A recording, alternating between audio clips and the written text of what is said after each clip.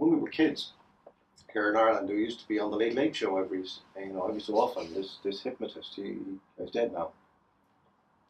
Very famous guy in Ireland, Paul Golden, and he used to do shows all over the place. But every so often he'd be on the Late Late Show, and it was like amazing because it was totally counterintuitive and yet so powerful, because he would hypnotize. He would pick apparently randomly 5 or 6 people from the audience, usually men for some reason, young men for some reason, and he would hypnotize them, and then he would give them trigger words, and he would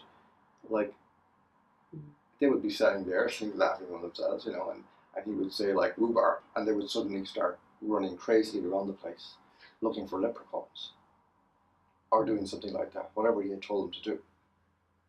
And then he would say the word again, and they would, or some counter word, and they would just stop and look around and wonder why everybody was laughing. And the word repeal has the same effect on young people. You can see, like, particularly young women seem to be like hysterical a lot of the time around this question, and it has been sort of uploaded with so many potent pejorative ideas about Ireland, patriarchy and priests and all this kind of stuff, that all the anger is all easily marshalled by this word, repeal. And of course the other thing about it is all these words are really amazing because they avoid the only words which really are relevant in this, which is lethal force, killing, obliteration of rights.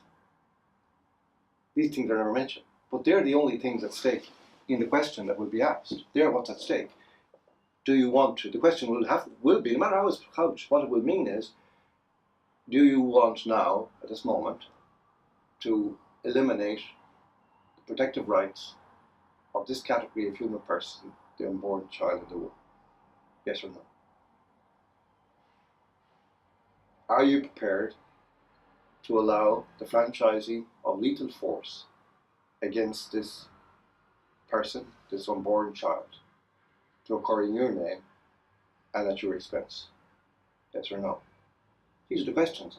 But we talk about abortion care, or we talk about, regulation for termination of pregnancies. All pregnancies are terminated at one point or another. Usually they are terminated by birth. Like, it's in all of these is language of evasion, and this has been the history of abortion in the world. I don't think there is a single jurisdiction in the world that has brought in abortion stating what it actually is. And this is now the first time in our history, though, that the people are going to vote for this. No, first time in the history of the world, as far as we know, where the people have been asked this question: Are you prepared to actually dispense with these rights and allow for lethal force? The Americans never did that because the Supreme Court brought it in, and they brought it in a very sly and underhanded way as a right to privacy. Abortion was a right to privacy. It wasn't anything to do with killing. It wasn't that. So they just took it away from the public realm and said it's a right that happens behind closed doors, nothing to do with the state.